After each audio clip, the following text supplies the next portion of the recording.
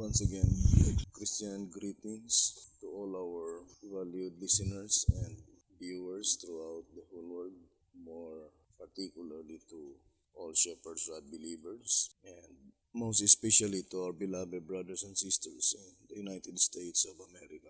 Special greetings to our brethren in Colorado, in Fiji Island, Mexico, Spain, in Africa, in the United Kingdom, and also in our brethren in Australia. And to all the living saints, 144,000 in number, listening this message right now.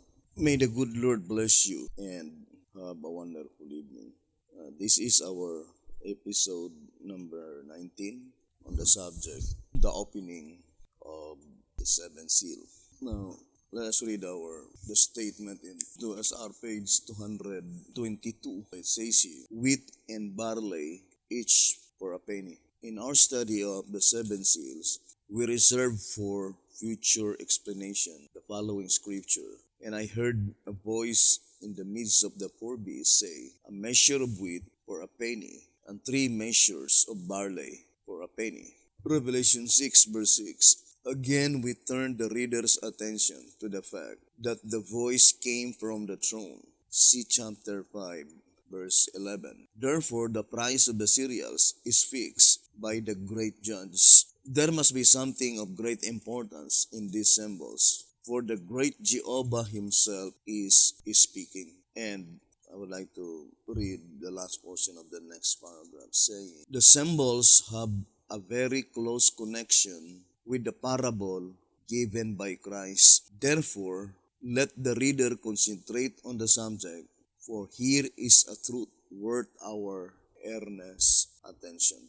2SR page 222. Now, to repeat again, brothers and sisters, this is one of the most interesting of all the verse recorded in the book of Revelation.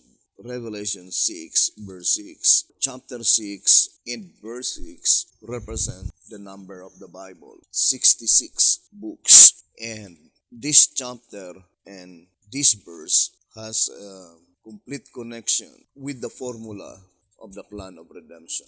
We already read in 2SR 193 saying, so let's read 2SR 193. It says, according to the counsel of the servant of the Lord, 2SR 193.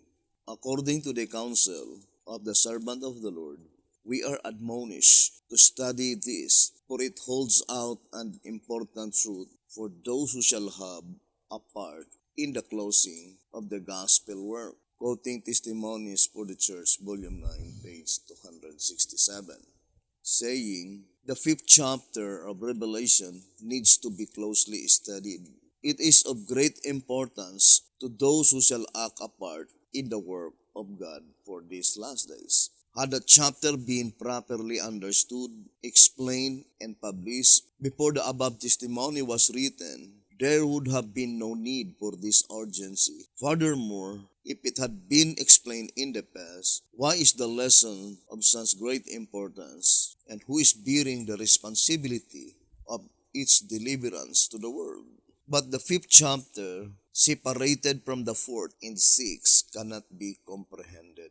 For these chapters contain one subject, namely the 7 seals. The 5th chapter is mentioned because it is the heart and key of the subject. 2SR page 193. So, the Shepherd's Rod made it so plain that chapter 4 and chapter 5 and chapter 6 contain one subject, and it is concerning the 7 seals. And accordingly, the heart and the key of such subject, the 7 seals, is chapter 5. And chapter 5 were written accordingly. The particular object in view is the people who will proclaim the last gospel proclamation.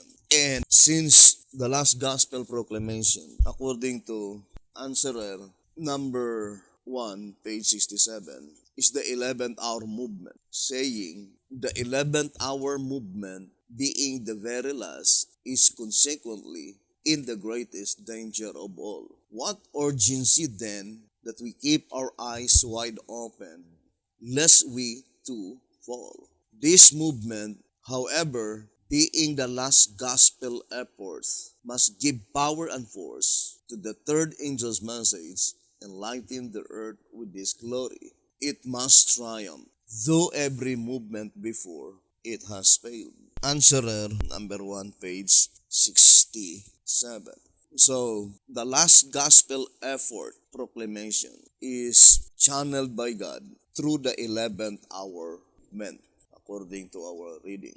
Obviously, therefore, that admonition in Volume 9, 267, as stated in 2SR 193, is specially given to the 11th hour movement. And of course, whatever understanding concerning Revelation chapter 5 being the heart and the key of the subject, which is the seven seals, it must be cometh from God. So, the statement in 2TG 1230 is perfectly corroborating, saying, the revelation, therefore, is to be more fully understood during the judgment of the living. So, the book of Revelation will be more fully understood during the judgment of the living. Why? It's so because God did not bestow the complete understanding concerning the book of Revelation in the period of time prior to the commencement of the judgment that pertains to the living. And according to the Shepherd's Rod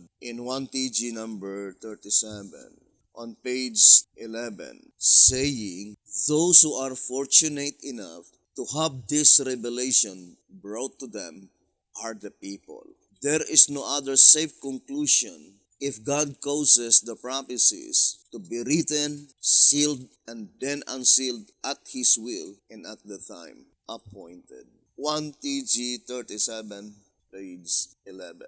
So, if the book of Revelation will be completely understood in our days, then there is no other safe conclusion to conclude that we are living in that predicted time, the judgment for the living, because that is the promise given by God, that the book of Revelation will be more fully understood during the judgment of the living. Now, here in our reading in 2SR 222, the Shepherd's Rod connect Revelation 5 verse 11 to this very important subject recorded on Revelation chapter 6 verse 6. And the Shepherd's Rod greatly emphasized by saying that there must be something, 2SR 222, there must be something of great importance in these symbols, for the great Jehovah himself is speaking. Now, let us now study closely such great importance of the symbolization recorded on Revelation 6 verse 6, by which the Shepherd's Rod attached Revelation 5 verse 11. Now, I would like to read to you tract number 8 concerning Revelation 5 verse 11. From tract number 8, page 3 to page 4 and 5. To minimize time, I would like to enumerate one by one the verses had been quoted here. Isaiah 62 verses 1 to 3, Revelation 1 verse 1, Revelation 14 verses 1 to 3, then Revelation chapter 4 verses 1 to 4 and 6, and then Revelation chapter 5 verse 8, 11, and 12. So, I would like to read first the statement recorded on 1SR 130 and 131. So, let's read the statement. Quoting Testimonies to Ministers, page 419. Reading 1SR 130. Quoting Testimonies to Ministers, page 419. God requires certain things of His people. If they say, I will not give up my heart to do this thing, the Lord lets them go on in their supposed wise judgment without heavenly wisdom until this scripture in Isaiah 28 verse 13 is fulfilled. So, that statement saying is fulfilled plainly indicating that Isaiah 28 verse 13 is a prophecy. Because only in the prophecy that the term fulfilled can be applied. For it did not say Isaiah 28 verse 13 is obeyed, by which the term obeyed can be applied only to God's commandments, laws, and statutes. But the shepherd's rod, quoting Testimonies to Ministers, page 413, declared clearly that Isaiah 28:13 must be fulfilled. So Isaiah 28 verse 13, to repeat again, it is a prophecy. Now, let us continue reading. It says, "You are not to say, I will follow the Lord's guidance up to a certain point that is in harmony with my judgment, and then hold fast to your own ideas, refusing to be molded after the Lord's similitude." Let the question be asked, is this the will of the Lord? Not, is this the opinion or judgment of? So, the shepherd's rod places it as blank, meaning, is this opinion or judgment of certain individuals or group of individuals? And then it says, "But the word of the Lord was unto them precept upon precept upon precept, line upon line upon line, here a little, and there a little, that they might go and fall backward and be broken and snared and taken." Isaiah 28 verse 13. So in that reading, brothers and sisters, although that is not our subject, but just to explain it, that Isaiah 28 verse 13 is a prophecy. And such prophecy is pointing to God's promised last servant, that when antitypical Elijah the Tishbite will appear, his message is the shepherd's rod. Here in one symbolic code number 9, page 9, saying, "Moreover, as the shepherd's rod is the Elijah message," TM 475. So the shepherd's rod is the Elijah message. So in that reading, we can easily understand that the message of antitypical Elijah the Tishbite must be the shepherd's rod. And as predicted in Isaiah 28 verse 13, plainly indicating that what Elijah will do is just to connect one passage to another passage as directed by the shepherd's rod itself. So here a little and there a little, precept upon precept and line upon line. So let the shepherd's rod be our ultimate guide. Now, here in our reading in 2SR 222, concerning the subject of the seven seals, the most important part is Revelation 6 verse 6. And it is not an accident that Revelation 6 verse 6 indicates the Bible. 6 and 6, 66 books. And the shepherd's rod attached Revelation 5 verse 11, which is closely connected to the statement in 2SR 193, by which the shepherd's rod plainly told us that Revelation chapter 4, Revelation chapter 5, and chapter 6 contain one subject, which is the subject of the seven seals. And also the statement we read in 2SR 222, it is also containing the subject of the seven seals. And the shepherd's rod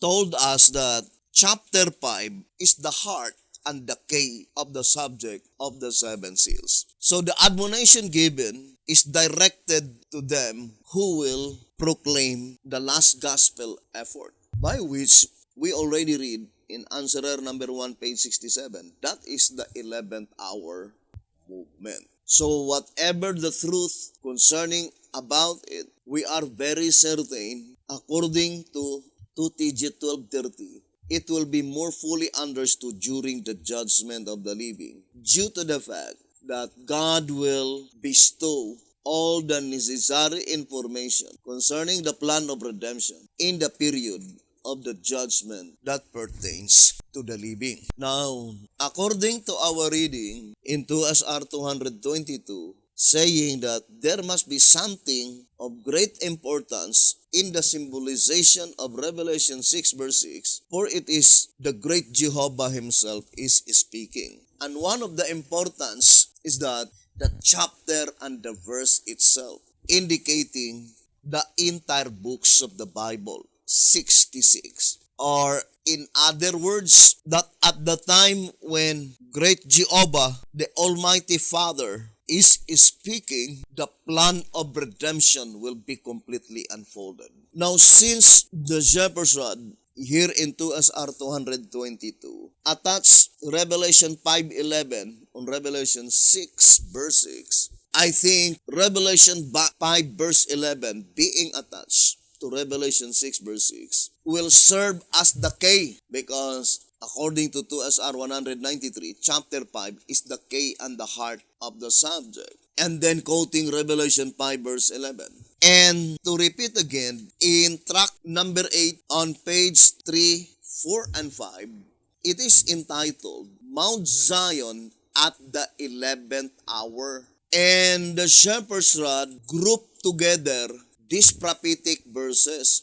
First, Isaiah 62 verse 1 to 3, Revelation 1 verse 1, Revelation 14 verses 1 to 3, and then Revelation 4 verse 1 to 4 and 6, and then Revelation 5 verse 8, 11, and 12. So, here, Revelation chapter 5 had been quoted, the three verses, verse 8, 11, and 12. Although, in 2SR 222, only verse 11 had been attached to Revelation 6, verse 6. Now, with these prophetic verses, let us begin with Revelation 1, verse 1. Then it says, Revelation chapter 1, verse 1, reading in track number 8, page 3. The revelation of Jesus Christ, which God gave unto him, to show unto his servant things which must shortly come to pass, and he sent and signified it by his angel unto his servant John. And then it says, this affirmation that the prophetic events which John was privileged to record were to come to pass not before, but shortly after his receiving the revelation of them, shows that the prophecies of the revelation were to be fulfilled sometime during the New Testament period.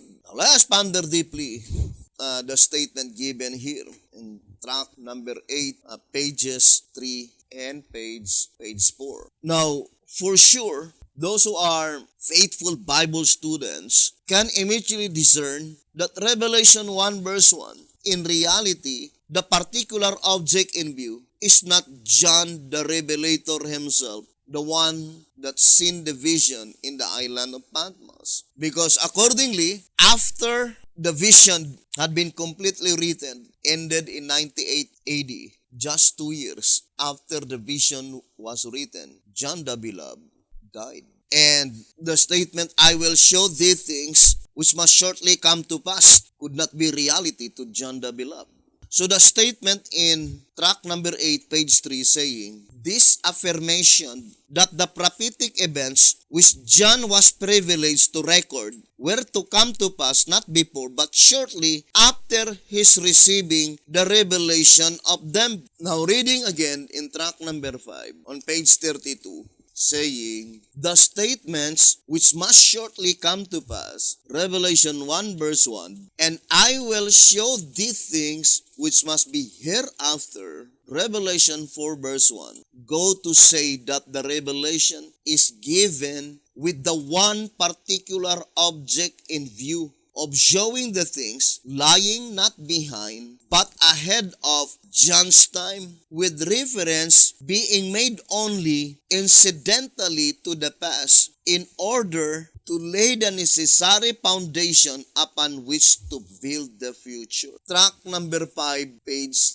32. So the particular object in view concerning Revelation 1 verse 1 could not be John the Beloved himself. For in reality, John the Beloved himself had not been able to understand those things that had been given to him. Now let us read again the statement in 2 TG 44 on page 31. saying, and though John wrote them, that is pertaining to the book of Revelation, he himself could not before time explain them. Then how can we do such before time and without the inspiration of the same Spirit who indicted them? 2TG 44, page 31.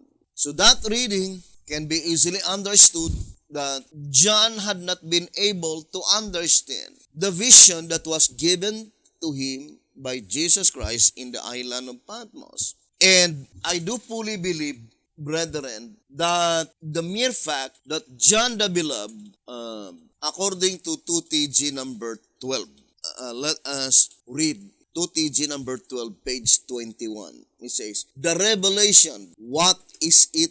It says, to receive the revelation, the last book of the Bible, John was twice taken in the Spirit. To see this, we shall read Revelation 1 verse 10 and Revelation 4 verse 2. Revelation 1 verse 10, I was in the Spirit on the Lord's day and heard behind me a great voice as of a trumpet. And then it says, this is John's first time in the Spirit. And while in it, he received chapters 1, 2, and 3. Revelation 4 verse 2. And immediately I was in the Spirit, and behold, a throne was set in heaven, and one sat on the throne. This is John's second time in the Spirit, the time he received chapters 4 to 22.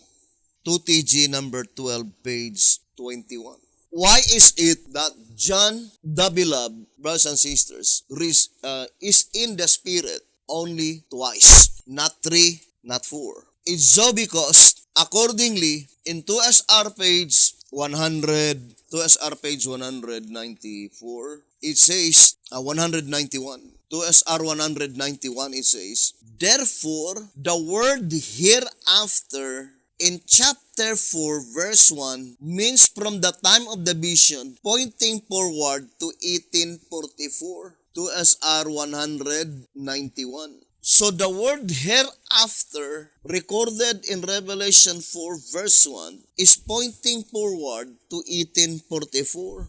Then we can easily understand the reason that John the Beloved is twice in the Spirit when he received the book of the Revelation, plainly indicating the two phases of the judgment from 1844. The judgment that pertains to the dead and the judgment that pertains to the living. But it was in the second time when John the Beloved is in the Spirit of Jesus Christ that he received the subject of the seven seals. We can easily understand, brothers and sisters, that whatever the understanding that God bestowed unto His people in the period of the judgment that pertains to the dead, they did not obtain the complete information concerning the entire book of Revelation. And that is the reason why the promise is that the revelation, therefore,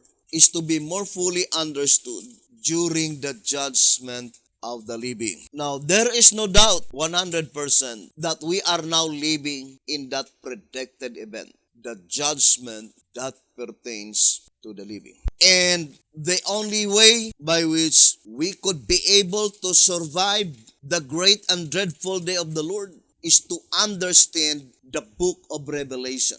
Track number 15, page 35, saying, having now gone through these preliminaries, the student of advancing truth should be ready understandingly to study the revelation of the things which are to prepare the way and enable him wholeheartedly to know that now the time is at hand, that a knowledge of the revelation will enable him to stand in the great and dreadful day of the Lord. So the only way that we could rest assured that we could be able to survive the great and dreadful day of the Lord is to have a complete understanding concerning the book of Revelation. And for sure, such understanding cometh from God, because however hard we will be studying the book of Revelation, if it is not yet the appointed time that God will bestow such understanding,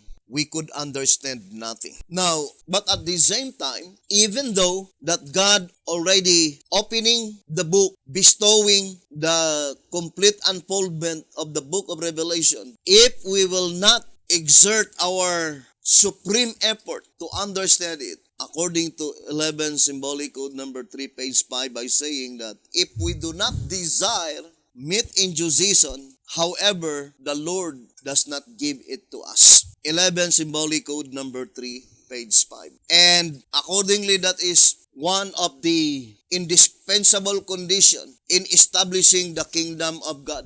In tract number 3, page 4, saying, in these parables, Christ clearly sets forth present truth as the indispensable condition to the establishing of His kingdom, and supreme effort as the indispensable condition to entering into it. Tract number 3, page 4.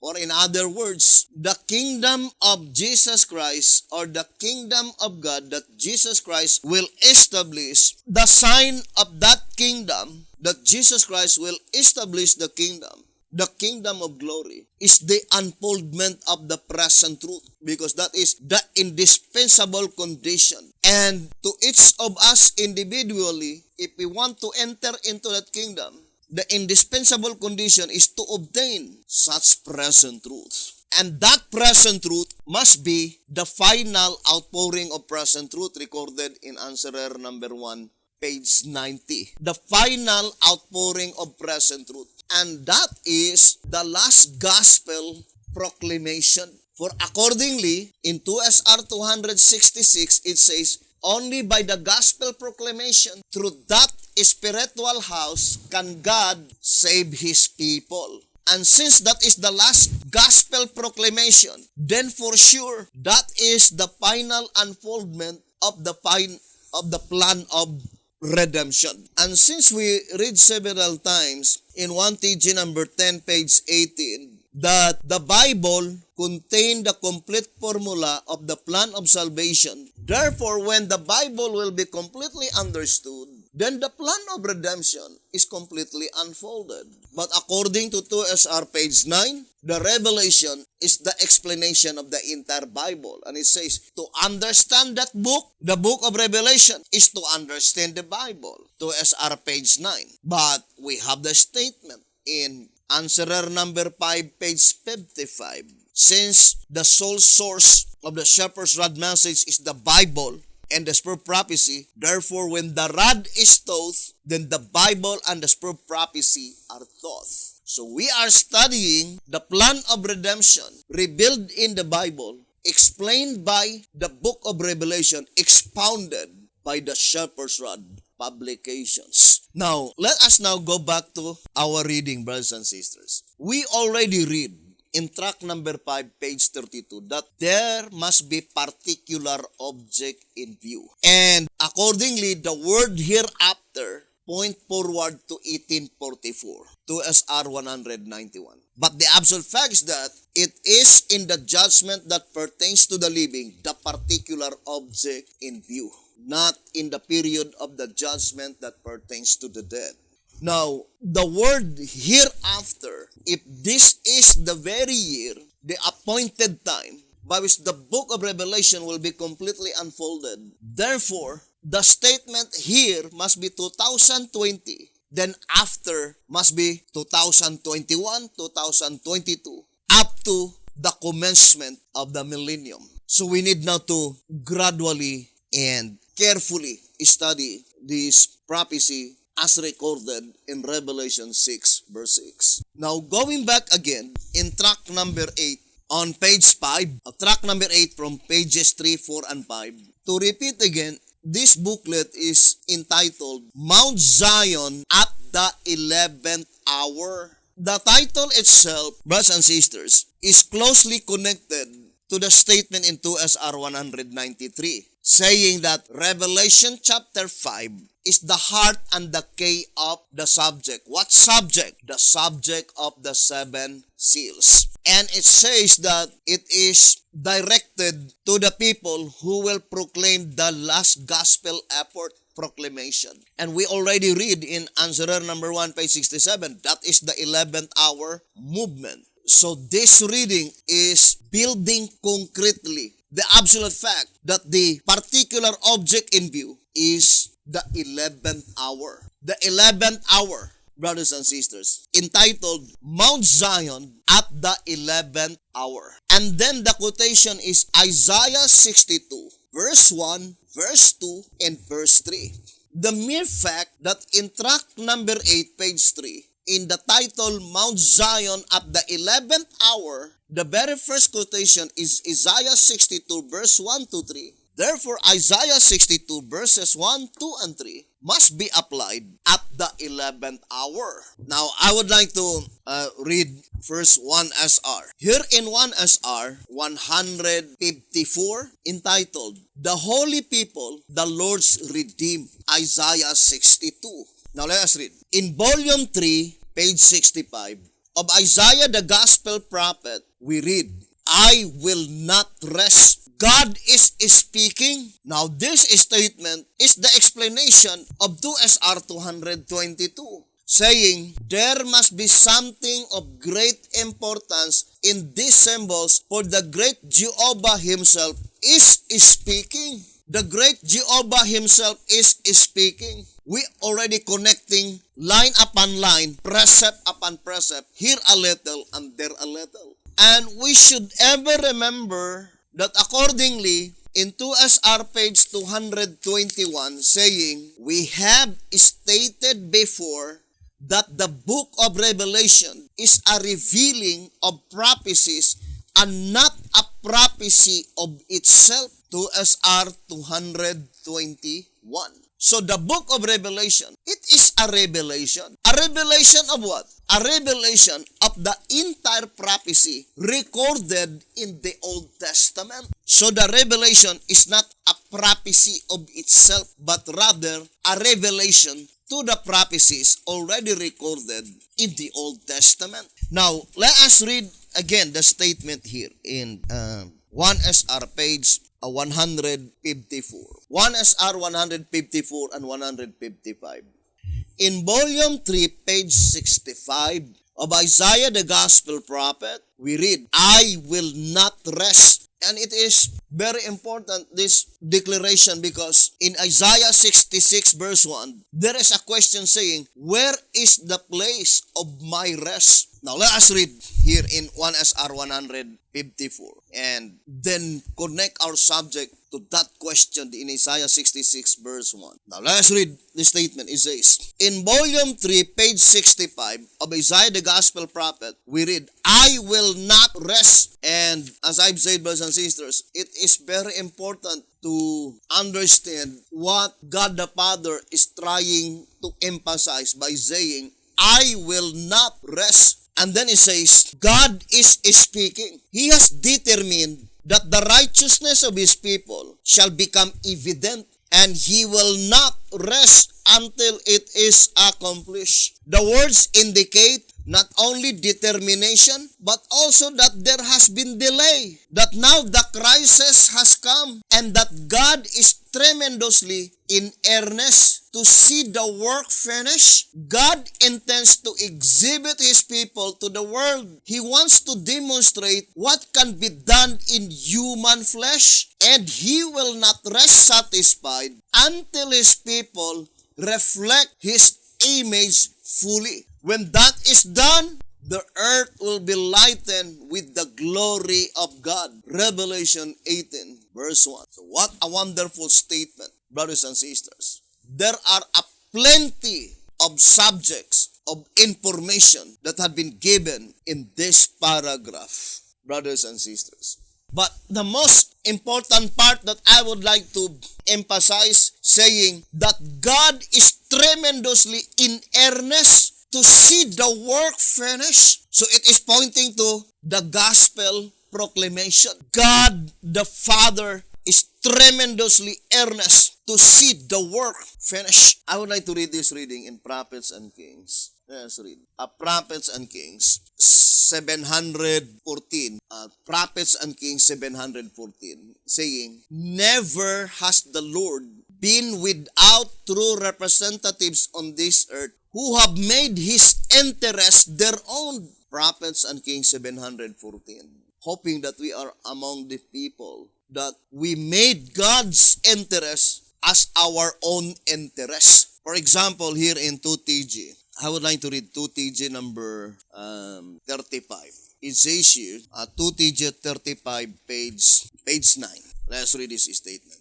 Know first that God is not interested in your selfish business, but in you and His saving business. There is therefore no need of your serving mammon, meaning serving yourself, and at the same time expecting His blessing on mammon's interest. No man, even in the world, can work for his own interest and still expect his firm to promote him or keep him at any post of duty. No employer hires person because he wants his employee to make a living, but only because he wants his own business cared for. Know that God's business is of greater importance and of further reaching consequences than any man's business, and that God is more particular than any man ever was or ever will be. So that is very important, brothers and sisters, that let us now put in our heart and in our soul God's interest. I remember that statement. Let me read to you. It says, in 1SR, page 170, as soon as there is a real travail for purity of sinners, the work is finished almost at once. Now, I would like to read again, 1SR 170. It says, as soon as there is a real travail for purity of sinners, the work is finished almost at once. Now, let us go back to reading in 1SR 154 and 155. In this reading, it is emphasizing the great interest of our Almighty God that the work must be finished. And I do fully believe that this predicted event is closely connected to the time when the seventh angel begins to sound. Revelation 10 verse 6 and 7. Now, let us read in 12 Symbolic Code number 2, page 3 and 4. It is entitled, When and How the Work is to be Finished. Signposts Along the Way. 12 Symbolic Code number 2, page 3 and page 4.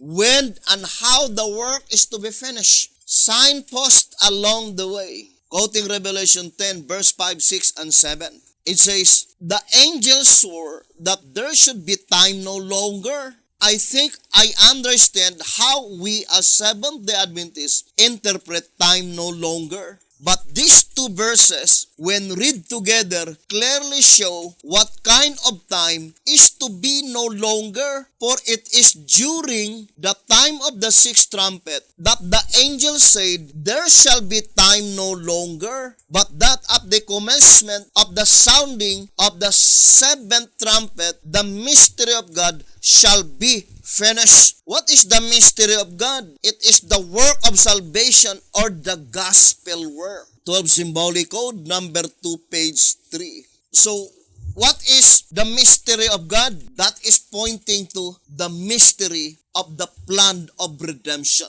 There is a mystery, and that mystery should be finished according to the declaration of the angel in Revelation 10, verse 5, verse 6, and verse 7. Now, in the consecrated way to Christian perfection, let us read. Consecrated way to Christian perfection, it says here on page, let's read. Consecrated way to Christian perfection. On page 104, 105, and 106. And it is entitled, The Time of Finishing the Mystery of God. First of all, brothers and sisters, I would like to emphasize that it is Jesus Christ who will finish the work, right? It is Jesus Christ. And illustrated in Romans chapter 9, verse 28, that the work will be finished and cut it short in righteousness. Here in Romans chapter 9, verse 28, let us read. And to repeat again, the statement in 12 Symbolic Code number 2, page 3, it says, when and how the work will be finished. 12 Symbolic Code number 2, page 3. When and how the work is to be finished. 12 Symbolic Code number 2, page 3. And there are signposts along the way. So, how the work of the gospel will be finished? The answer is, it will be finished by miracle. And since no one can perform miracle except Jesus Christ, so it is Jesus Christ will be the one to finish the work. Here in 1 SR 180, I would like to read the statement saying, humanly speaking, 1 SR 180, humanly speaking, to finish the work of the gospel in this generation, the generation being almost past, would be an impossible task. But prophecy declares that impossibilities will be accomplished. 1 SR page 180. So the work of the gospel will be finished. How? Through miracle, according to our reading in 1 SR 180. And since no one can perform miracle except Jesus Christ, it is Jesus Christ who will be the one to finish the work.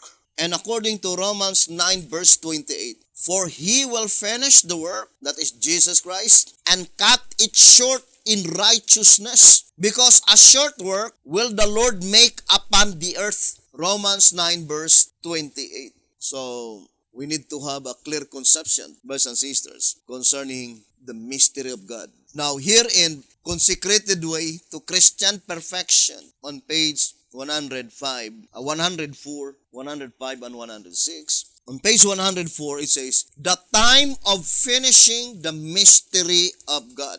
Now, it says here, but that imposture is not to last forever. Thank the Lord.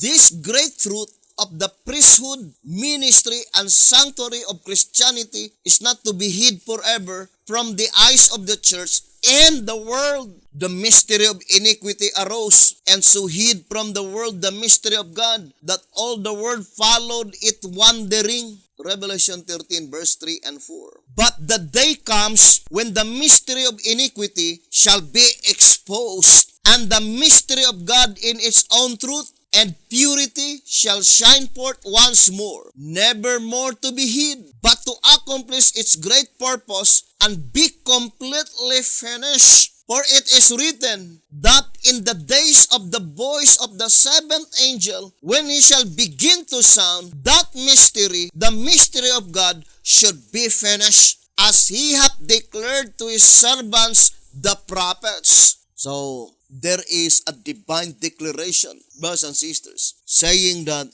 the mystery of God should be finished. And the same with that illustration in Isaiah 62.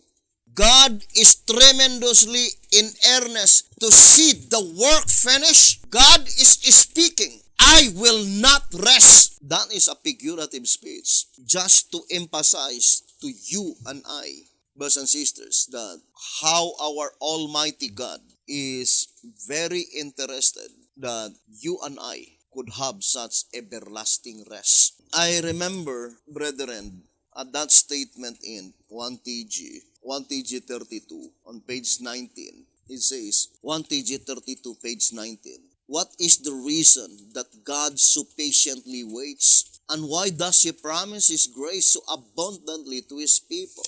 You see, God promised His grace abundantly to His people because He is determined that they shall dwell in Zion at Jerusalem. His aim is to take them back there and to give them rest. His purpose is to end their weeping, to hear their prayers, and to grant their needs. That is why in reality, brothers and sisters, although I could no longer remember that statement saying that in reality, God is more interested of our salvation than we of ourselves. That is the reality, brothers and sisters. And that's why the Bible says that, sit in 1 John, saying that we love God not because we first love Him, but because God first loved us. So it is only in response to that unfailing love that bestowed by God unto us. And brothers and sisters, this statement in 1TG Let me read to you.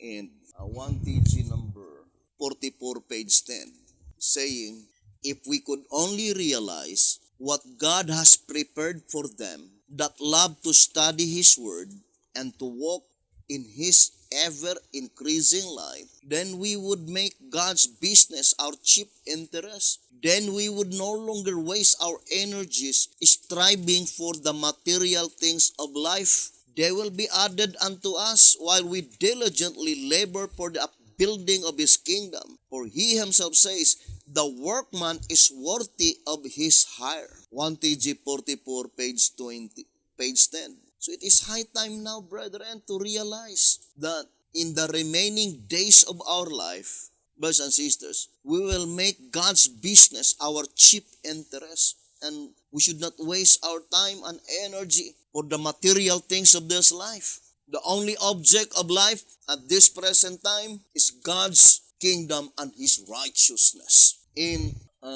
Christ and His righteousness, on page, it says here, in page 46, Christ and His righteousness by A.G. Wagoner. The righteousness of God, says Jesus, is the one thing to be sought in this life. Food and clothing and even shelter are minor matters in comparison with it.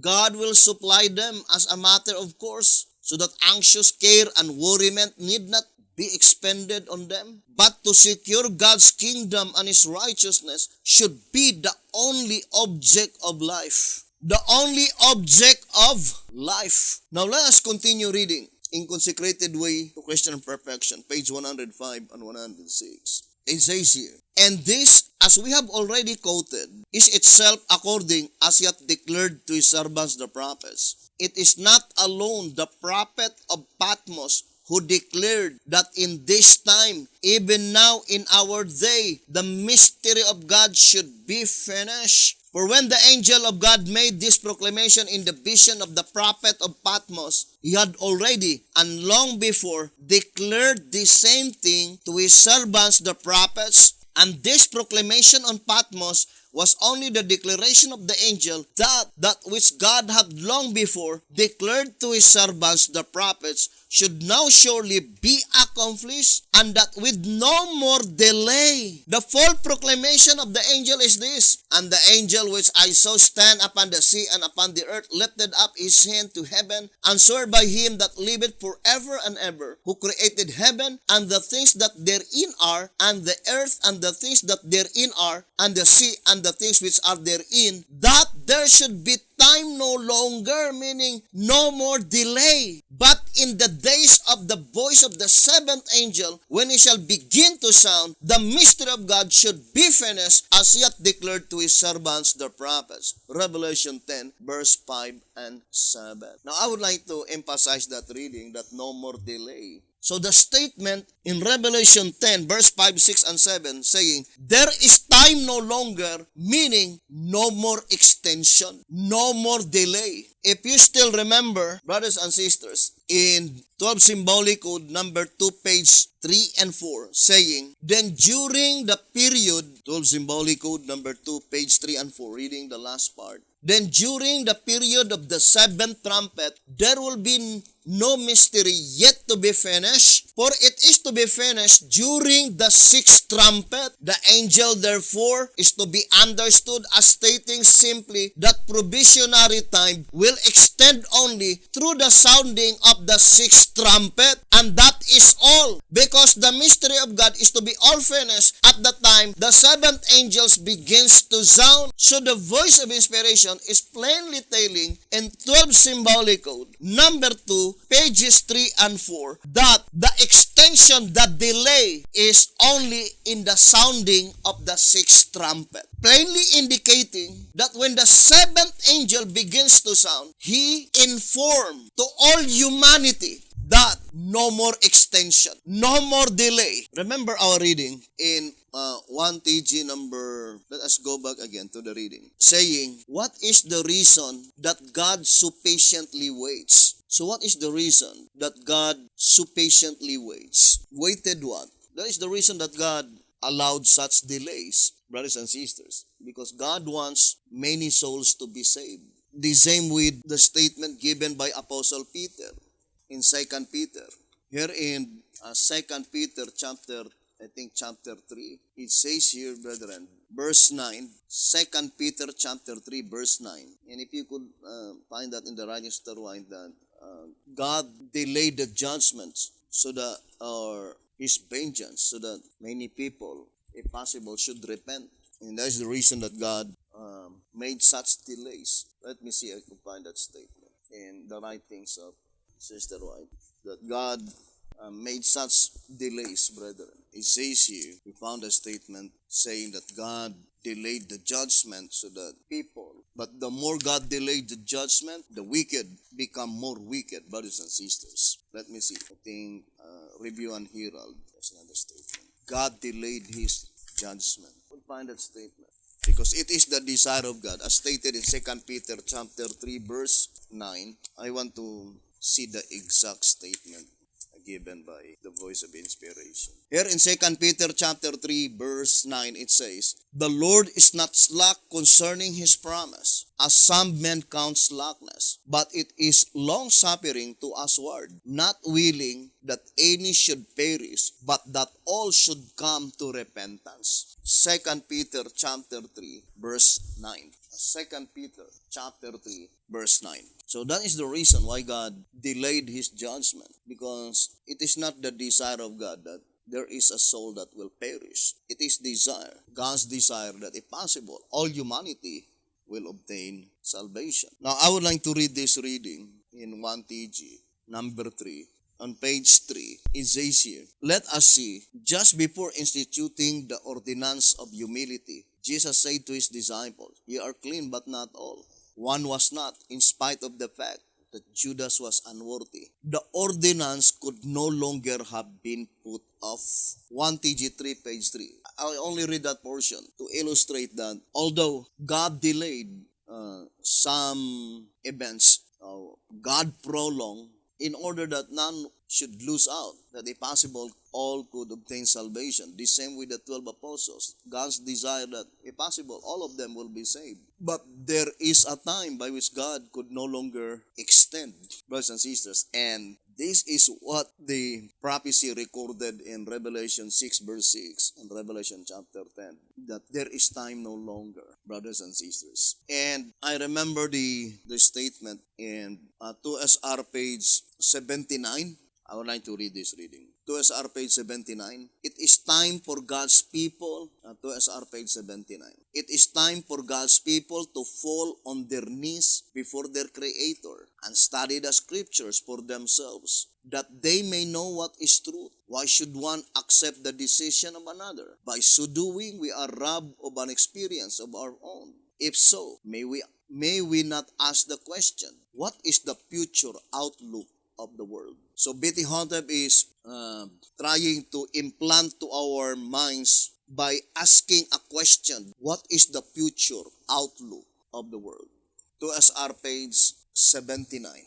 Now look at the statement here in 2SR page 69. It says here, 2SR page 69, "Just such an apostasy had gripped the world in the days of Noah, and his wickedness made the continuation of the world impossible. Therefore, necessity for the good of mankind brought about the flood. The terrible apostasy of the Jews made unavoidable another disaster similar to the dreadful deluge. As God could not overthrow the world by water the second time, and yet keep his never-failing promise to his faithful servant Noah, he sent his son to die in the world's stead.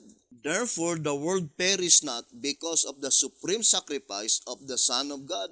And the world exists today because Christ arose from the dead." In page 100, the same statement saying, "Just such ignorance of God's word in the days of Noah brought the world to its destruction by water. A similar wicked condition reduced to ashes the cities of Sodom and Gomorrah. If in the days of Christ, just such hypocrisy under the appearance of virtue required the life of the Son of God to preserve the world from destruction, what would the outcome be at this present time? The question it says, what would the outcome be at this present time? God cannot destroy the world, for He has a multitude to save. What does it mean? God cannot destroy the world, for He has a multitude to save. He has no other son for a gift to the church, for Christ is the only begotten Son of God. It says He has no other son for a gift to the church, for Christ is the only begotten Son of God. Or in other words, Jesus Christ could no longer offer Himself. And what is the future? What is the outcome, brothers and sisters, to each of us individually? And accordingly in this reading, the only solution is that, brethren, to have this complete understanding concerning the plan of redemption. The voice of inspiration is plainly telling here in White House Recruiter on page 10. It says, how though shall He deliver anyone who fails to heed the signs of the times, the thunderings of the dread drums of doomsday, now flashing in our eyes and rumbling in our ears with warning more awful than the flaming thunders of Sinai. No, He could no more deliver such spiritually blind, deaf, and dumb incurables than He could have delivered the antediluvians who failed to go into Noah's ark. White House Recruiter, page 10. Think it thoroughly, brothers and sisters, saying that, no, God could not deliver such spiritually blind brethren. Now, let us go back to our subject in 1 SR 154 and 155.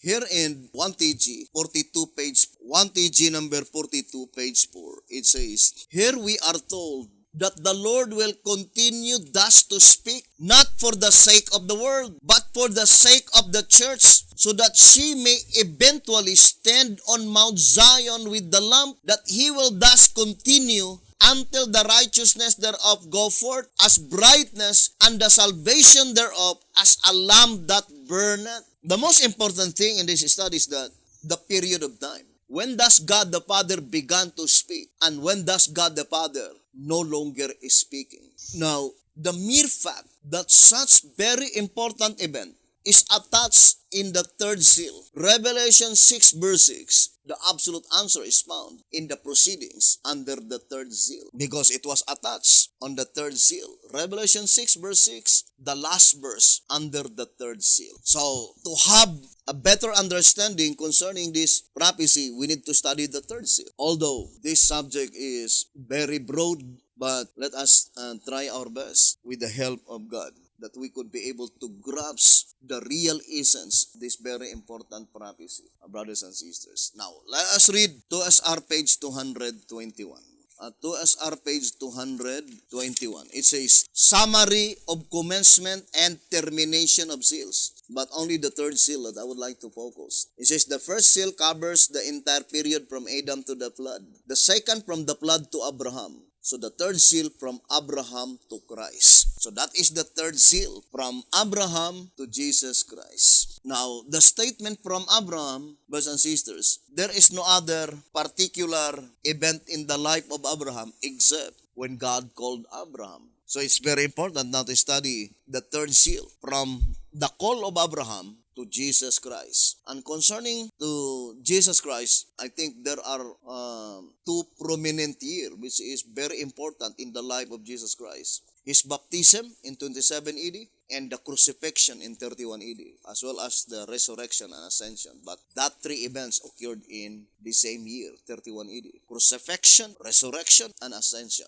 It's really a broad subject, and in reality, me with myself, I do not know which the very first one that I would like to emphasize. But if we could not be able to finish this time, we will continue in our next episode. Now, to repeat again, brothers and sisters, let us read Revelation 6, verse 5 and 6, because that is our main subject at this present time. Revelation 6, verse 5. And when he had opened the third seal, I heard the third beast say, come and see. And I beheld and lo a black horse, and he that sat on him had a pair of balances in his hand. And I heard a voice in the midst of the four beasts say, a measure of wheat for a penny, and 3 measures of barley for a penny. And see, thou art not the oil in the wine. Revelation 6, verse 5 and 6. Now, brethren, first of all, let us have a definite understanding to the question, when does the third seal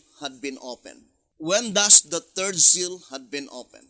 Now remember, according to track number 15 on page 9, it says, the literal fulfillment of these things was to be hereafter, after John's vision. That is, in John's day, these solemn proceedings had not as yet taken place, nor were they then taking place, but they were to take place sometime after the vision, after the first century. Just how soon or how long thereafter, though was not revealed to John. We already read that the word hereafter point forward to 1844, to SR 191. Now, I would like to remind to you first, brothers and sisters, so that we could connect our subject from one subject to the other. If you still remember on our subject concerning the fulfillment of Ezekiel 9, you can see on the chart the 12 figurative months.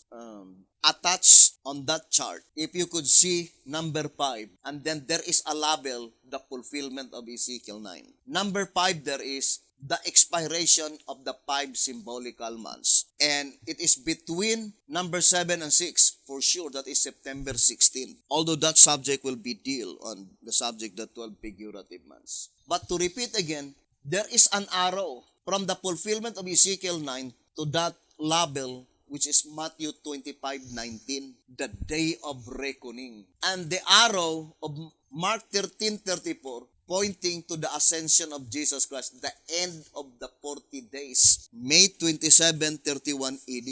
Now, in that diagram, brothers and sisters, it was not included Luke 19:12 to verse 27. Although Luke 19:12 to 27 and Matthew 25 verse 14 to 30, there is similarity, but there is also a difference between the one to the other. And according to track number 8, page 29 and page 30, the difference is that accordingly, Matthew 25, there are only 3 servants, whereas Luke 19, there are 10 servants. But according to this reading, in track number 8, page 30, number 3 stands for the Trinity in the church. So Matthew 25 must be pointing to the true church of God, because the Trinity is pointing to the true church of God, as stated in track number 3, 1934 edition, the supplement, right? Saying on page 69, hence as number 3 is symbolical of the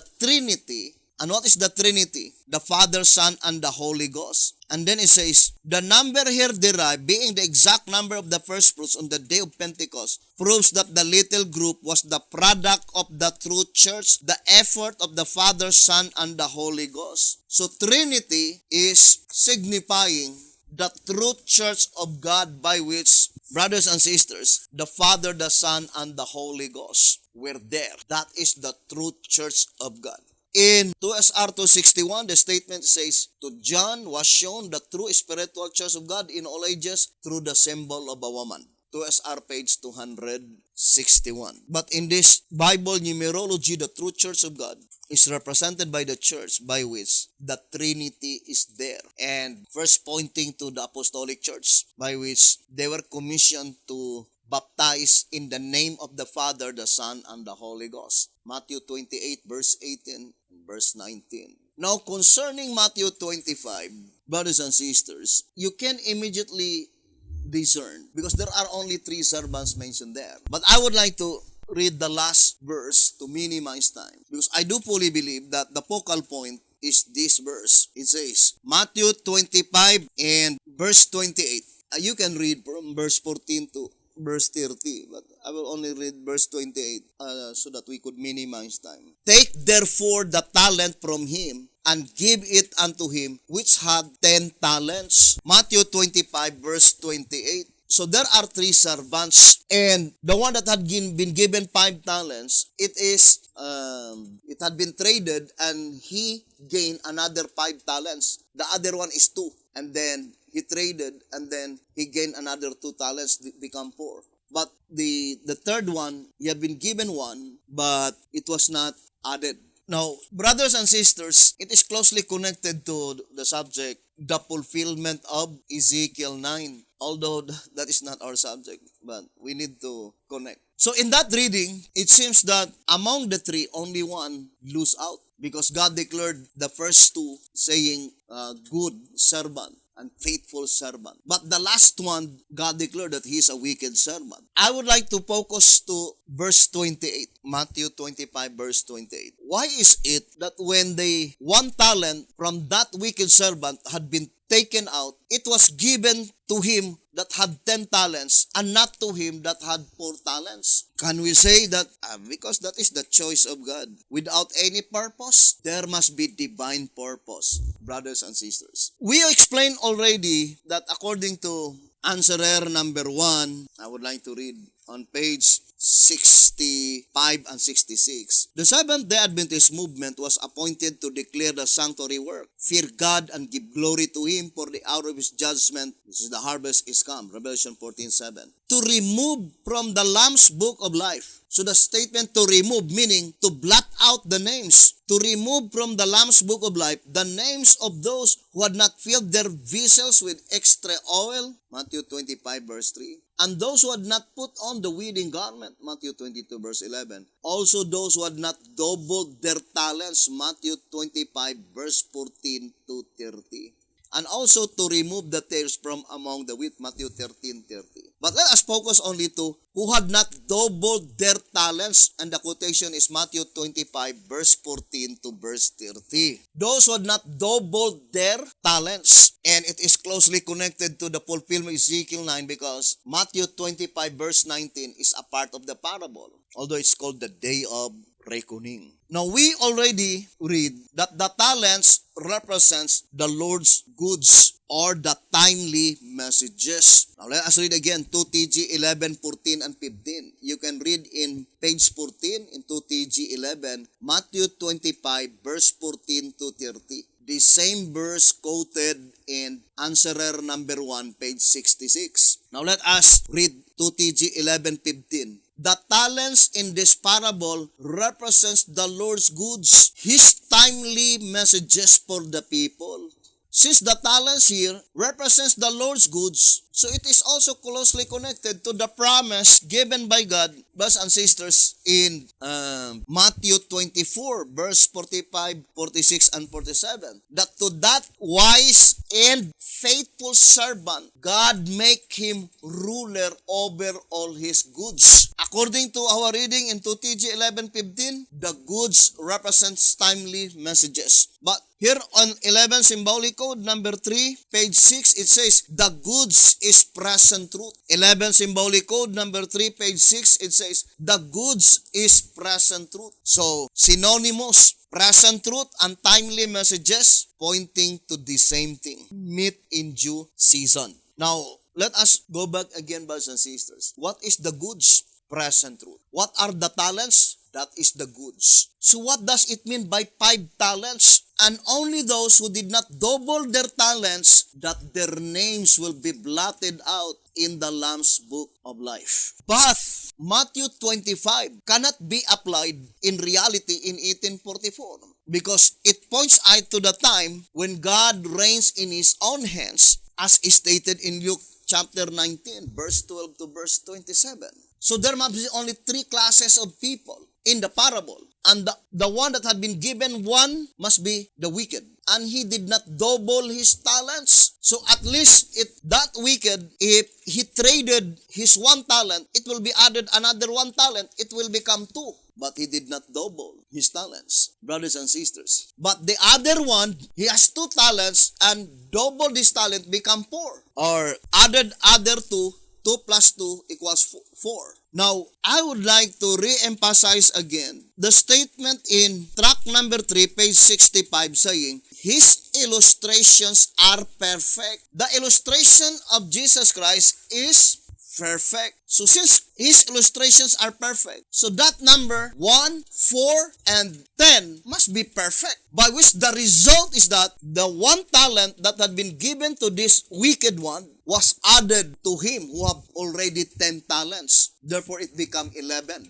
And that's why we ask the question, why is it that God did not choose the 1 talent to be given to him who had only 4 talents? It must be purposive design to illustrate the plan of redemption. Now, since the shepherd's rod plainly told us that the talents represents the Lord's goods, and the Lord's goods is timely messages, which is the present truth. Now, let us read 2SR 198. 2SR page 198. The 7 lamps of fire burning before the throne, which are the 7 spirits of God.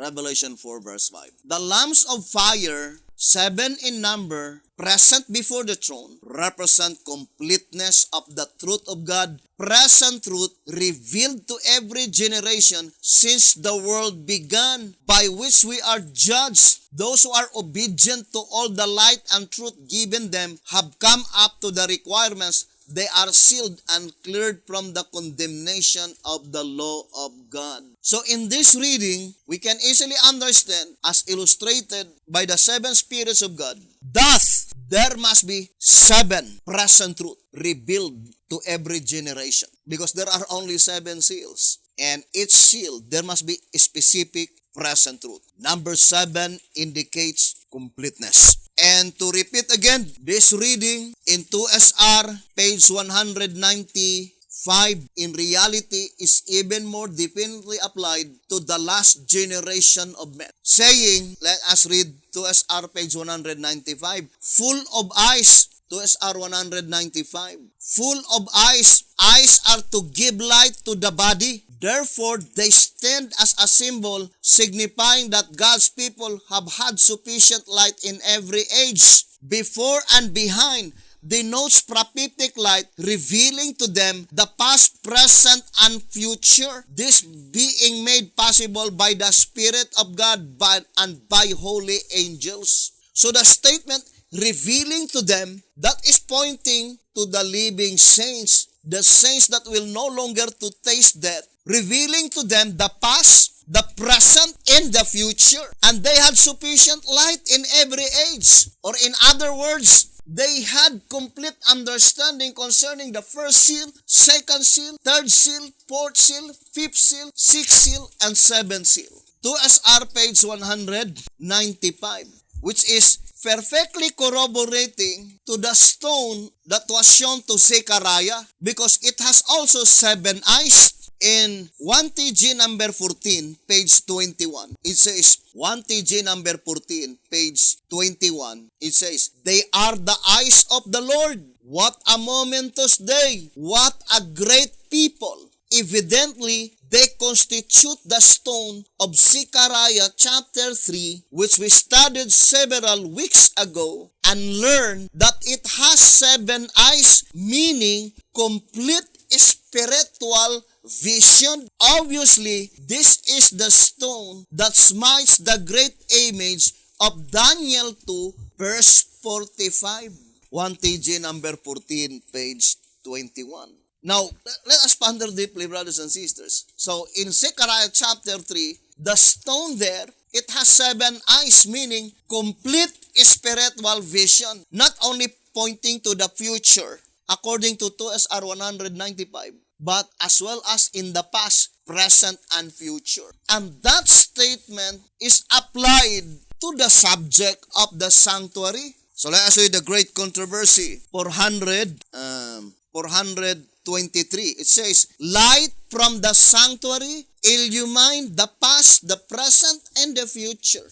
Great controversy, 423. Light from the sanctuary illumine the past, the present, and the future. Which perfectly corroborating, brethren, in 2SR page 187, saying, in order to make a proper application of the 7 seals, we must have a better understanding of the heavenly sanctuary. The heavenly sanctuary service, its origin, and the object of its existence as taught by the earthly sanctuary built by Moses. in the sanctuary construction and service is revealed the plan of salvation. 2SR 187. So the statement in 2TG number 12 on page 25 saying the revelation then is thus divided into 7 parts. And so when we speak of the 7 seals, we are in reality speaking of the revelation. 2TG 12:25. So when we speak the 7 seals, in reality, we are speaking the book of Revelation, because the book of Revelation is the revelation of the subject, the 7 seals. But the 7 seals can never be understood unless we have a better understanding concerning the sanctuary construction and service in the heavenly sanctuary. And that is why the Shepherd's Rod declared clearly in tract number 5 on page 34 that in reality, the main prophetic event concerning the subject, the 7 trumpets and the 7 seals, it takes place in heaven. Tract number 5, page 34, it says, in the main, however, the trumpets and the seals portray an event which is future from John's time and which takes place in heaven, although they also portray kindred events. Of these related events, some are contributory and some are consequent to the main prophetic event. The former naturally precede and the latter naturally follow it historically. So there are kindred events and also related events, by which some are contributory and some are consequent to the main prophetic event. But the main prophetic event occurs in the heavenly sanctuary. It takes place in heaven. And that is concerning the plan of redemption. So, since Christ's illustrations are perfect, brothers and sisters, then we can easily understand that number 11, the 11 talents that was given to that man, is the fulfillment of that promise in Matthew 24, verse 45, 46, and 47, when God declared, He shall make him ruler over all his goods. And in the parable of Matthew 20, the goods that had been bestowed to that man, to that wise and faithful servants, 11 all in all. Because first, God gave him 5 talents. And then, because of his faithfulness, added another 5 talents. But, brothers and sisters, the 1 talent that had been bestowed to that wicked servant, it was taken from him and it was added to him that had 10 talents. Matthew 25, verse 28. So that illustration must be perfect. That the talents, which is the Lord's goods, by which God promises God will make him ruler over all his goods. The goods is the present truth, and it is 11 all in all. And what is that 11? That is pertaining to the plan of redemption revealed in the sanctuary construction and service, the proceedings in the heavenly sanctuary. Now, brothers and sisters, as we already stated that it is applied in the judgment that pertains to the living. Now, the 1 talent, brothers and sisters, that wicked servant is concerning the only one information. What is that information? To know that the judgment commenced in October 22, 1844. The commencement of the judgment that pertains to the dead. October 22, 1844. And such person, he stopped right there. Brothers and sisters, his information never been added. Just to know that the judgment commenced in October 22, 1844. But how about the person by which he has 2? He has already 2 talents, but he traded his talents, became 4. So he obtained 4 informations, brothers and sisters. Now, let me show to you. We already, I would like to read this reading. First, 1SR Packet Edition on page 57, saying, explain the cause, the reason, the significance of former things. He demands, tell us, what do they mean? What are they for? Can you predict the future by the past? Be it good or be it bad? Exhibit divine power if you can. One is our Pocket Edition, page 57. I would like to focus to the statement. Can you predict the future by the past? Be it good or be it bad? What is the past? The types. So to make it more clearer, can you predict the future by the types? Be it good or be it bad? Here's another statement in track number 3. Track number 3 on page 72. It says, just as the Spirit prophecy declares that the whole system of types and symbols was a compacted prophecy of the gospel, a presentation in which were bound up the promises of redemption. The Acts of the Apostles, page 14. Just so the plan of salvation is unfolded not only in the testimonies of the prophets and in the parables of Christ, but also in the types and symbols of the earthly sanctuary. In addition to this, the experiences of the people in the typical period happened unto them, we are told, for examples, and they are written for our admonition, upon whom the ends of the world are come. 1 Corinthians chapter 10, verse 11. So, that is a wonderful statement. Now, I would like to read track number 1 on page 31. The book which Ezekiel 8 being written within and without, and we know that is the Bible, right? Represents the Bible, according to track number 1, page 29 and page 30. The book which Ezekiel 8, that is the Bible.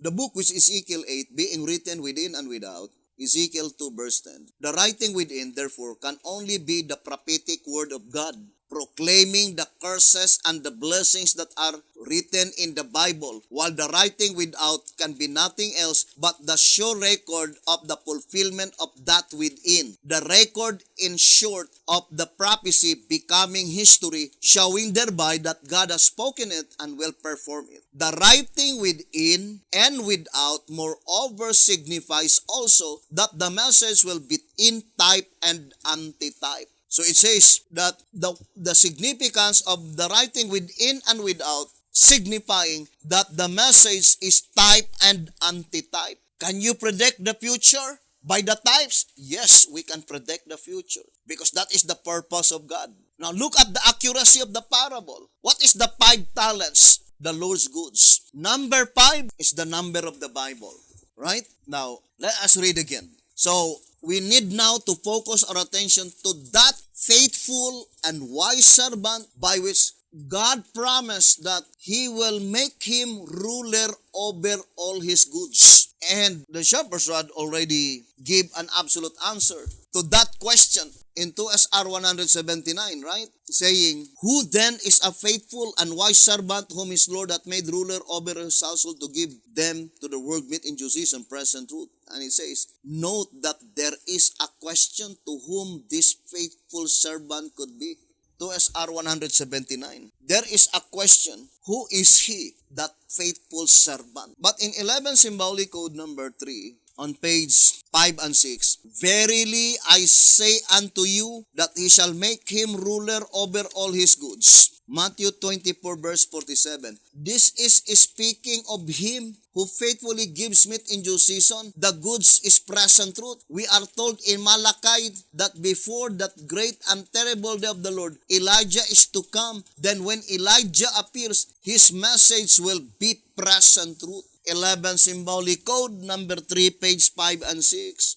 So brothers and sisters, we can understand that that faithful servant that God had promised that He will make him ruler over all His goods is antitypical Elijah that is by. That is very plain. And the Shepherd's Rod says that without his message, without the message of antitypical Elijah that is by, we would die in our sin and never to see the restoration completed.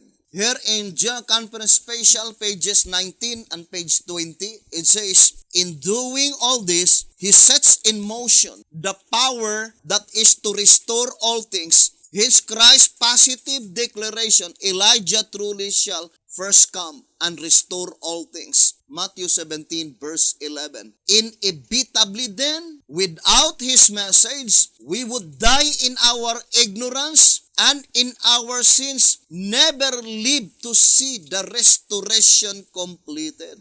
General Conference Special, pages 19 and page 20. That without the message of antitypical Elijah the Tishbite, we would die in our sins and never to see the restoration completed. Or in other words, it was predicted beforehand that the restoration will be completed when antitypical Elijah the Tishbite came on the stage of action. And since accordingly, as stated in 1 TG number 28 on page 15, that this restoration will be completed in the judgment for the living. It says here in 1 TG 28 page 15, this message therefore is the one that precedes the harvest of the earth, the great and dreadful day of the Lord, the judgment for the living, the day in which all things are to be restored. So the appointed time by which all things will be restored is in the period of the judgment for the living. Now here's another statement in 1 TG number 11 on page 12. It says, blind to this truth, to the judgment for the living, the great and dreadful day of the Lord, the day in which all things are to be restored. 1 TG 11 page 12. It says, brothers and sisters, the day in which all things are to be restored. So that is very plain, in the judgment for the living. And the mere fact that one of the divine institution, as stated in Prophets and Kings 678, that every divine institution must be restored, and one of the divine institution is the Bible creation calendar, by which it was not restored in the days of Beti-Hotep, is the strongest proof that Beti-Hotep could not be antitypical Elijah the Tishbite, but rather Beti-Hotep is antitypical Elijah, John the Baptist. Here in tract number 10, page 38, saying, though the nations of today do not follow the biblical monthly calendar, that in no wise alters the fact that the original weekly cycle has never been changed, and as it is entirely independent of both the solar and the lunar calendars, had God not preserved it intact throughout all the ages, the saints now in the times of restitution of all things would have great difficulty to restore it and to vindicate its integrity. Tract number 10, page 38. So it is not the weekly cycle that need to be restored because it never been altered, it never been changed, it never been destroyed. So the statement to be restored must be pointing to the biblical and yearly calendar, sacred calendar, the creation calendar. And the principal reason why God preserved intact the weekly cycle, so that in the time of the restitution of all things, God's people would find no difficulty in restoring and vindicating its integrity. The yearly sacred calendar or sacred yearly calendar. Although we have a specific subject concerning the sacred yearly calendar. But what we are trying to emphasize, brothers and sisters, now let's go back. The 5 talents represents the Lord's goods. And that is timely Bible truth. Number 5 itself, we already explained, is the number of the Bible. And the explanation given by, I would like to read again in tract number 3 supplement. It says here, page 69, number of the Bible. The parable in the 20th chapter of Matthew explains that the Bible contains 5 time messages, namely early in the morning, the 3rd hour, the 6th hour, and the 9th and the 11th hour, 5 in all. This symbolical cause proves to be all the time messages in the Bible from the day it began to be written to the close of provision, or to the close of provisionary time. That is, when these messages are proclaimed to the world, the Bible will be in an exhausted book as far as saving anyone after that. Therefore, the numerical value of the Bible is 5. So the 5 talents must be representing the Bible itself, brothers and sisters. Now, going back again to the symbolization of that last antitypical Ezekiel, the last antitypical Ezekiel, because God commanded His prophet antitypical Ezekiel to go and speak to his people. Who are the people? The 12 tribes. And we explained it several times that the 12 tribes mentioned there is the 144,000 living saints. According to 1SR Packet Edition, page 74, that the significance why God commanded the prophet to engrave it on a tile, it says here in page 74, Ezekiel was commanded to engrave a city upon a tile and to name it Jerusalem. The material on which the city was to be engraved, being everlasting, not subject to decay, it denotes that the city envisioned is one that will stand eternally, a people that shall never die. 1SR Packet Edition, page 74, and that is pointing to the 144,000 living saints, those saints that will be translated to heaven without seeing death. So whatever the message that had been given by God to antitypical Ezekiel, the particular object in view are the living saints. And it is stated in tract number 1. It says here in tract number 1, as read on page 14, these mandatory words of weighty significance to all reveal that the message which the prophet received is only for God's people. Only for God's people. Intended only to the 12 tribes, 144,000 spiritual Israel. But the absolute fact, according to tract number 1, page 29 and page 30, it says, the reader will know, tract number 1, page 29 and page 30, the reader will know that though the prophet was bidden to go speak to his people, yet instead of being told what to say, he was commanded, open thy mouth and eat that I gave thee. And when I looked, says Ezekiel, behold, an hand was sent unto me, and lo, a roll of a book was therein. Moreover, he said unto me, Son of man, eat that thou findest. Eat this rule, and go speak unto the house of Israel. So I opened my mouth, and he caused me to eat that rule. Ezekiel 2 verse 8 and 9, Ezekiel 3 verse 1 and 2. As the words which Ezekiel was to speak to his people were found in the books which he ate, the book can be none other than the Bible, from which comes the message culminating in joy, mourning, and woe. And lo, a roll of a book was therein, and he spread it before me. And it was written within and without, and there was written therein lamentations and mourning and woe.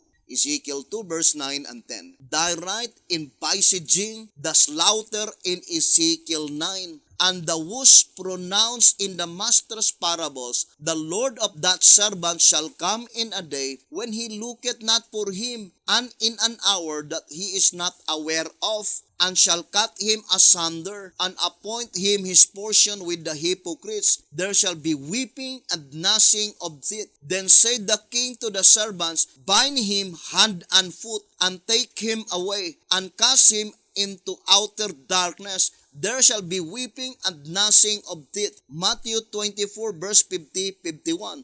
Matthew 22 verse 13. Now, ponder deeply, brethren, here in tract number 1, page 29 and page 30. So accordingly, brothers and sisters, the voice of inspiration is plainly telling that to this prophet, antitypical Ezekiel, he was commanded by God to go to speak to his people. Who are they, the people? The people that shall never die. The 144,000 living saints, spiritual Israel. And it could not be applied to B.T. Hotep, because if you will apply to B.T. Hotep, brothers and sisters, then the statement here in tract number 1, let me read to you.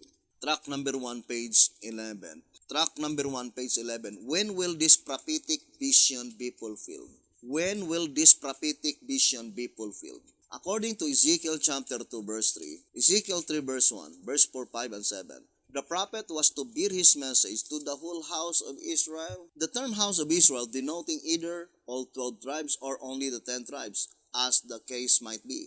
Yet he did not understand the meaning of the vision. Had he would have explained it, rather than declaring, I came to them of the captivity at Tel Aviv, that dwelt by the river of Chebar, and I sat where they sat, and remained there astonished among them 7 days. Ezekiel 3 verse 15. Since at the time of the vision, the house of Judah the two-tribe kingdom was in captivity in the land of the Chaldeans, and the house of Israel, the 10-tribe kingdom, was in dispersion among the nations, whether it had been carried away and scattered some years before. 2 Kings 17:6, there was no possibility of Ezekiel's delivering the message to them, as it is to both the house of Israel and the house of Judah. Ezekiel 9 verse 9, the 12 tribes. Consequently, it was prophetic in Ezekiel's time. So the statement, there was no possibility of Ezekiel delivering the message to them. Why? Because the 10 tribes lost the racial identity and they were in captivity in Assyria, as well as the 2 tribes. They were in captivity in Babylon. How much more to Beti-Hotep? How could he be able to deliver the message to the living saints in his lifetime when the living saints did not yet even born in his days? Brothers and sisters, because if you will imagine that the 144,000 living saints are already living in the days of Beti-Hotep. Now, for example, 1930, if the youngest among them is 1 year old, now at this time, how old is he? Brothers and sisters, think it thoroughly. I think from 1930 to 2020, it is already 90 plus. He must be at least 91 or 92 years old today. But we are talking only the youngest. How about if he is 2 years old? He must be 93 years old today. How about if he is already 5 years old? He must be 100 years old today. And would you think 5 years old has already capacity to understand the message? Now, granting the 144,000, the youngest is 10 years old. Now, he must be at least today is 105 or 104 or more than 100. Sense is sense, truth is truth. 1 TG 6:32, let us have them both. And let us be God's real people, logical thinkers, and not bait hunters, brothers and sisters. Now, let us now continue to our study. So, we can rest assured that this antitypical Ezekiel must also be the same as the one predicted as antitypical Elijah the Tishbite, brothers and sisters, by which God promised that unto him God will bestow all his goods. And accordingly, in track number 1, let us read again on page 31, it says, when Ezekiel ate the book, what is the book? That is the Bible. When Ezekiel ate the book, it was, as is also to be noted, in his mouth as honey for sweetness, but not bitter in his belly, as was the one which John ate, Revelation 10 verse 10.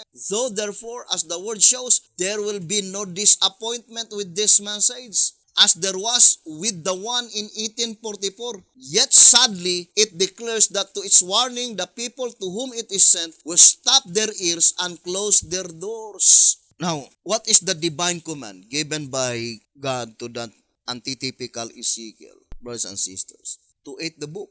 What does it mean to eat? Now, let us read 2 TG, number 15. 2 TG number 15, page 6. To eat the book is, as it were, to swallow its sayings. So, it says to eat the book is, as it were, to swallow its sayings. Or the word swallow is to digest or to understand or to comprehend. I remember that book when I was still in high school.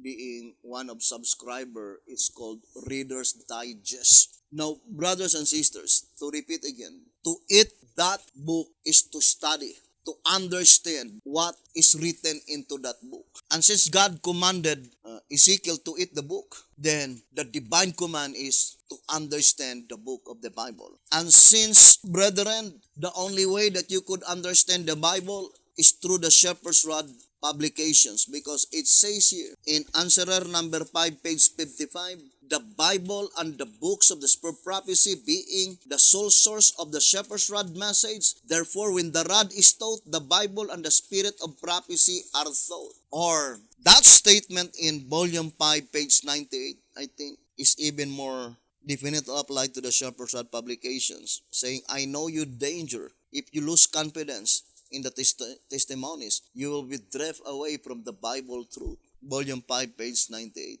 And I would like to paraphrase that statement by saying that I know your danger if you lose confidence in the Shepherd's Rod publications, or if you lose confidence in the Spirit of prophecy, which is the golden bowl. you will be drift away from the Bible truth. So, that is very plain, brothers and sisters. So, in order to understand, to swallow the sayings of the Bible, then we need to study through the light of the golden bowl, as illustrated in Zechariah chapter 4, brothers and sisters. Now, to repeat again, concerning the 5 talents, first, it represents the Bible itself, because the Bible represent, or the numerical value of the Bible is number 5. But that number 5, explained by track number 3, 1934 edition, is pointing to the 5 distinct calls in Matthew chapter 20. Now look at the statement here in 2SR. Here in 2SR page 234, it says, why only 2 kinds of cereals brought to you? Why not 5? So, the statement itself is puzzling. To repeat again, why is the BTO did not say, why not 6? Or why not 7? Why is it that the prophet used 5 instead of any other number? Why only 2 kinds of cereals brought to you? Why not 5? What is number 5? The number of the Bible. Why is it that only 2 kinds of cereals brought to you? It says, the 2 cereals are sufficient to illustrate the thought and to clear the lesson. But the chief reason for only 2, so that is not the only reason, but only the chief reason for only 2 is to draw attention to the first and last calls. For there are many reasons why God uses only 2 kinds of cereals. Because it must be represented by the Bible itself, divided into 2, the Old and the New Testament. But the chief reason for only 2 is to draw our attention to the first and last calls, because reference is made of but 2 Israels, namely Israel after the flesh, the descendants of Abraham, and Israel after the spirit, the 144,000. But the object of the lesson is for the latter, who are hard at the 11th hour. For the truth of the parable has never been understood by any other company. Now that statement must stand as it is. It says that whatever the truth in the parable of Matthew 20 never been understood by any other company except the company of the 144,000. Except the company that is hard at the 11th hour. P.T. Hotep being not a part of that special company because he died. He himself declared in Answerer number 5, page 89. Saying that since Sister White died, she could not be a part of the 144,000. The same reason, since B.T. Hotep died, he could not be a part of the 144,000 living saints. The 11th-hour servants, according to White House Recruiter, page 28, it says, the 144,000, the servants of the 11th hour. Now, the statement is very plain, that the parable in Matthew 20 never been understood by any other company except the company of the 144,000 living saints. And I think it is one of the heavenly truths by which never been understood by any of them who experienced grave, who died, according to 2SR 172.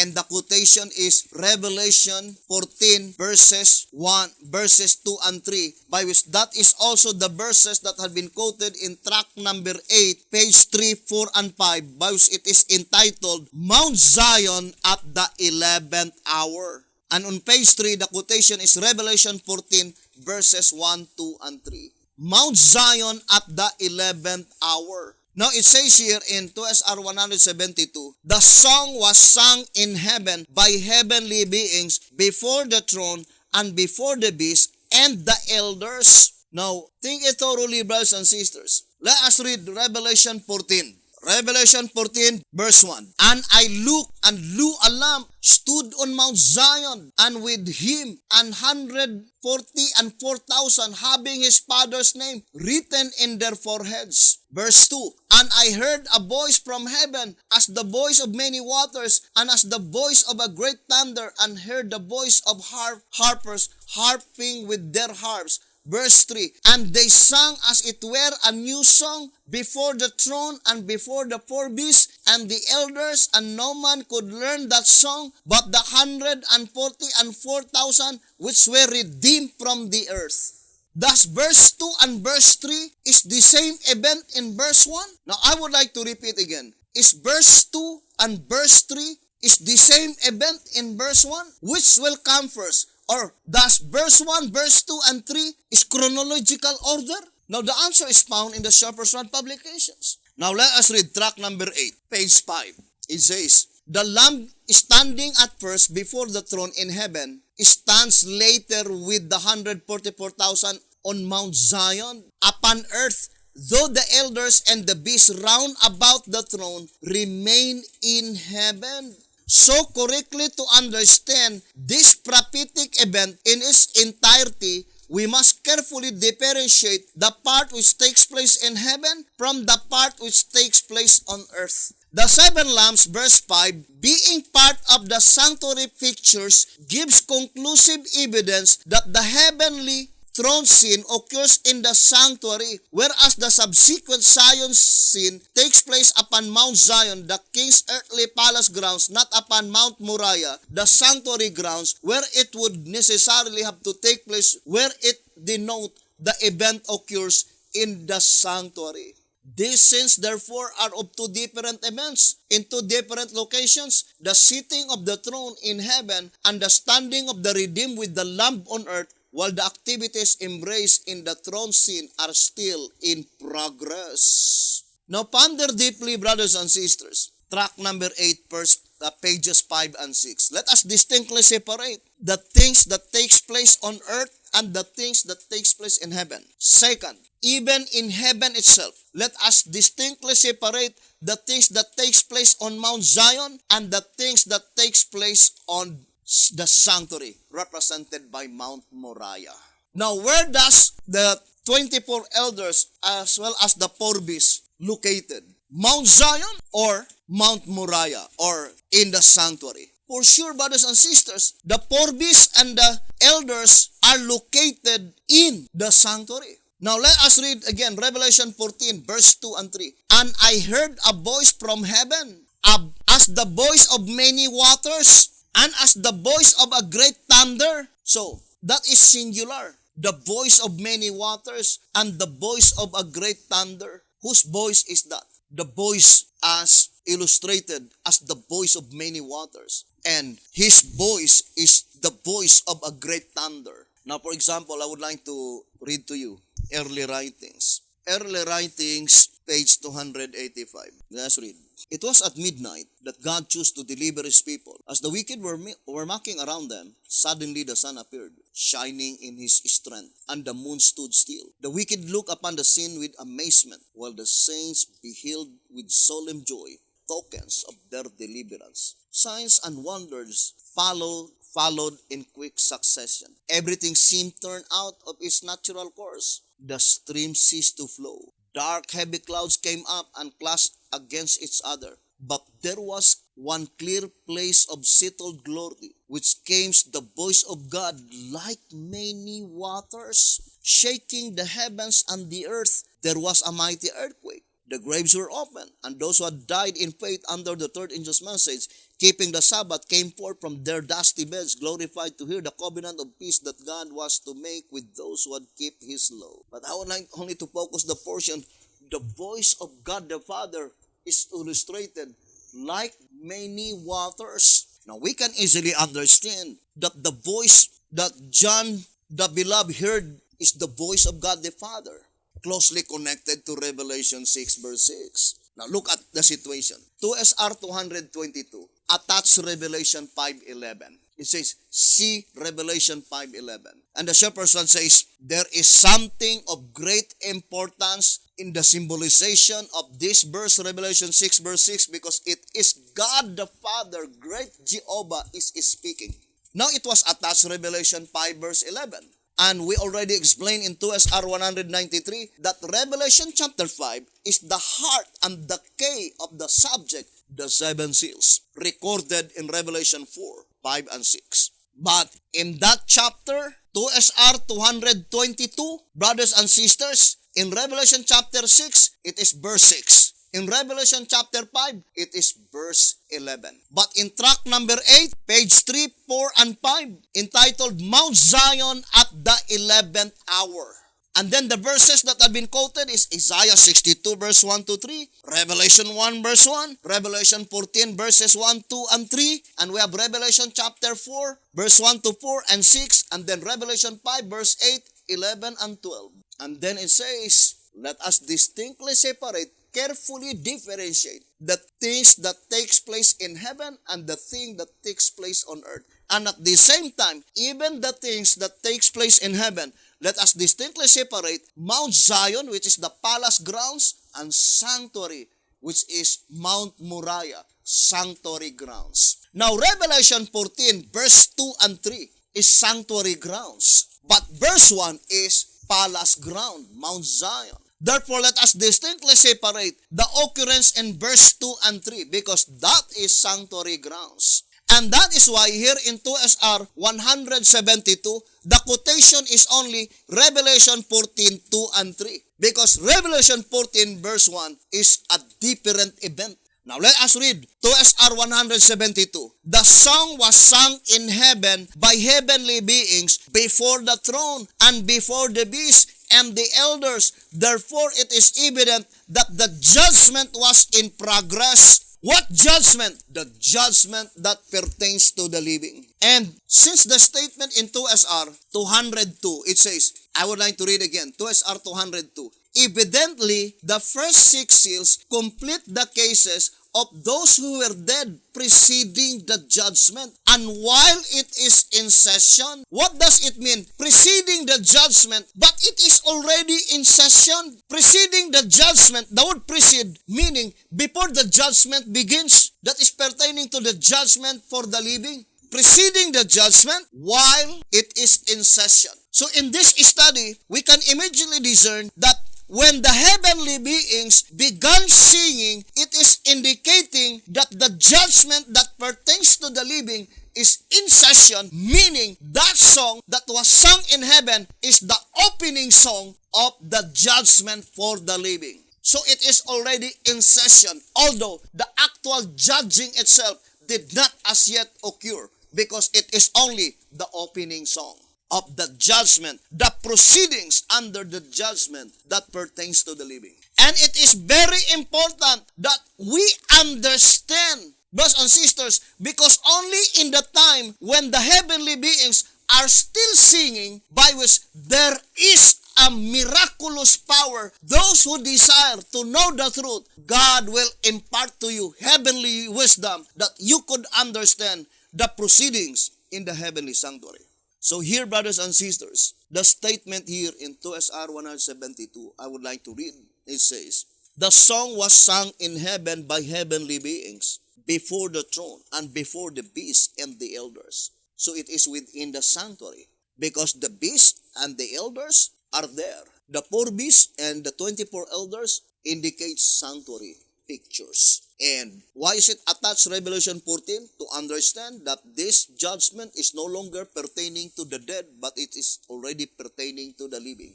So it says, therefore it is evident that the judgment was in progress. So while the heavenly beings are singing, indicates that the judgment was in progress. So the same statement in 2SR 219, let me read to you here in 2SR page 219. While the judgment for the living is in progress, every sin must be confessed and put away. 2SR 219, while the judgment for the living is in progress, every sin must be confessed and put away. He who would neglect this great privilege will find himself involved in everlasting ruin, cut off from among his people. Ignoring this most vital subject would not profit us in the least. 2SR page 219. But the voice of inspiration says, note that the 144,000 did not sing, but they only could learn the song as it was sung in heaven. And it says that is, they alone understood the heavenly truth in that particular time and their position in connection with the message they must bear. So it was predicted beforehand that there is 144,000. And that's why this message is addressed to all of them. I know all of them will listen to this message. It says here in 2SR 164, 2SR 164, therefore it is evident that in the purification or the separation of the tares from the wheat in the church of God, there shall be 144,000 who have confessed their sins. Or in other words, there are 144,000 who respond to the heavenly summons, because the heavenly summons says, come to the sanctuary, confess your sin to secure your life. There shall be 144,000 who confess their sins and are thus made white and clean by the precious blood of Christ, for they are the first fruits. But in the upper portion in 2SR 164, it says, but when our high priest shall begin the atonement for the living, there must be a message of present truth, sounding of the trumpet, urging everyone to lay hold on the lamp of God, which is Jesus Christ, by which only can he in figure come to the sanctuary,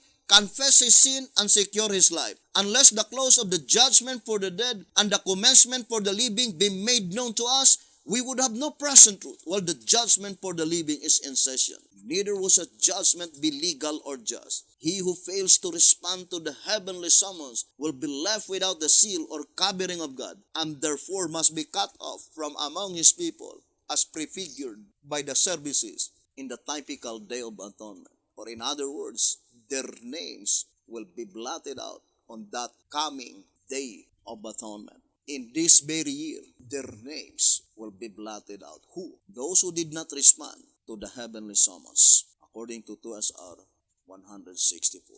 But I do fully believe, because God's word will not return unto him void. It says in 2TG 24:23, therefore the church will not sleep forever. The true people of God will be awakened to their poverty, and they will be profited with this rousing call. 2TG 24:23. But the dragon's blood will fill the bowels of the earth. God's word will not return unto him void. In 1TG 49, page 8, it says here, plainly then our efforts to reach the people with the message, the present truth, under the seventh seal, brothers and sisters, for a second birth shall not be in vain. Zion shall bring forth all her children, as it were, in one day. And that is why we cannot be driven to despair or to discouragement. We are assured that revival and reformation will take place among all God's people, that his word will not return unto him void. Hoping that you will abide listening and viewing this program, brethren. There are a lot of things that we need to study. So, hoping that our eagerness and our desire will continually increase. And I love you, brothers and sisters. Hoping to see you in God's kingdom. May the good Lord bless you. Have a wonderful year.